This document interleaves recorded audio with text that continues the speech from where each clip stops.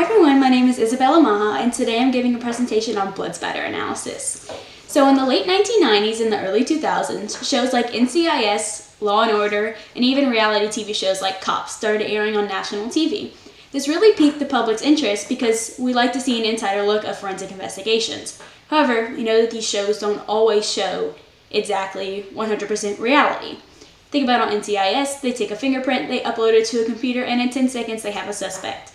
That's not how things really work, so in this presentation we'll look at in-depth how blood spatter analysis can be used to determine the type of crime. So blood spatter analysis is the interpretation of blood stains at a crime scene in order to recreate the actions that caused the bloodshed.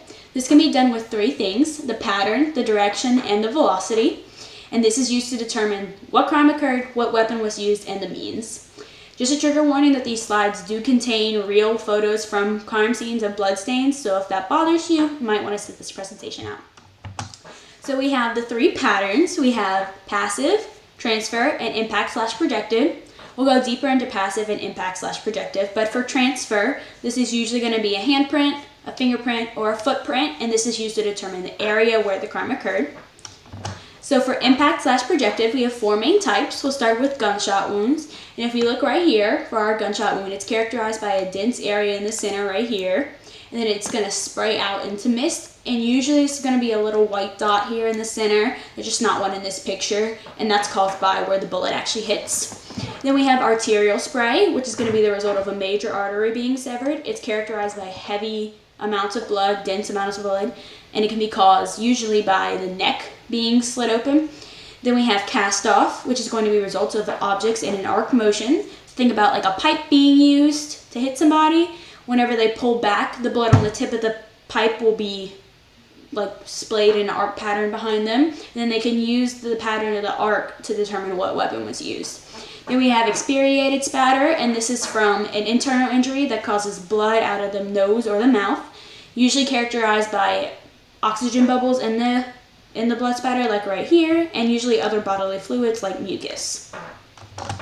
Then we have passive. There are three types. We have droplets, which is usually just going to be from like a small cut or something that drops onto the ground. Then you can have trails, which is a result of the victim moving while bleeding. You may have drag marks or just a trail of droplets, like shown right here. And then you can have pools, which is the result of the victim staying in place while bleeding. And then for velocity, this is the second way they can determine what happened. This is measured as the force causing the blood to move and not the speed of the actual blood. So we're not measuring how fast the blood is hitting the wall, we're measuring how fast, say, the bullet is going.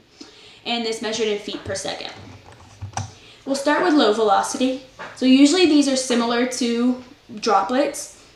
Sometimes they give a star shape like this one right here.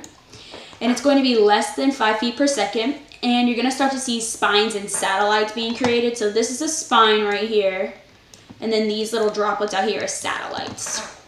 Then for medium velocity, you're going to see greater than 5 feet per second, but less than 25 feet per second. And you're going to start to see the satellites and the spines come detached from the actual droplet. So here's the droplet. You see our spines and satellites aren't actually attached like they were in low velocity. And this is caused by blunt or sharp force trauma, like a stabbing. Then we have high velocity, which is greater than 100 feet per second. It's most often caused by gunshot wounds. There are not many other things that create such a high velocity. And it's characterized by like a misty pattern. The issue with this one is that it doesn't travel very far. So if you have somebody hit with a gun, not with nothing behind them, you often won't even have a high velocity pattern to look at. Then we have the direction of the spatter. There are four ways, a four-step process used to determine the direction.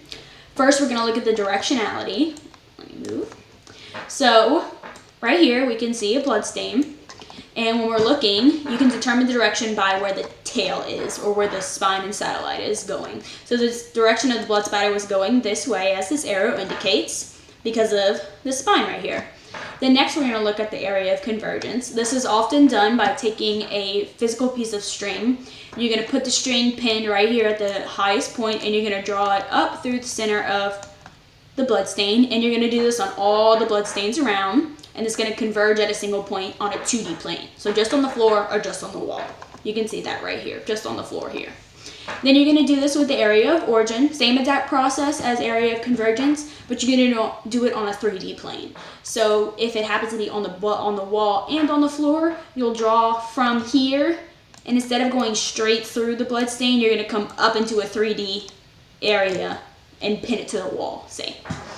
Then the last thing they're going to do is determine the angle of incidence. This can be determined through the mathematical equation. Very complicated, I'm not going to insert it here. Or you can use a protractor, often used.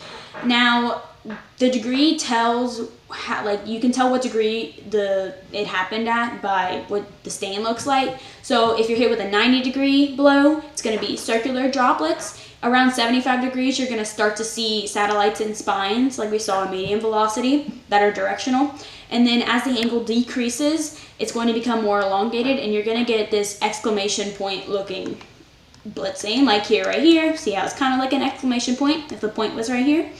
And this blood stain specifically was from a 10-degree blow, so this is what you're going to see, very elongated strains. And all this can be used to determine what crime occurred. And these are my references. Thank you.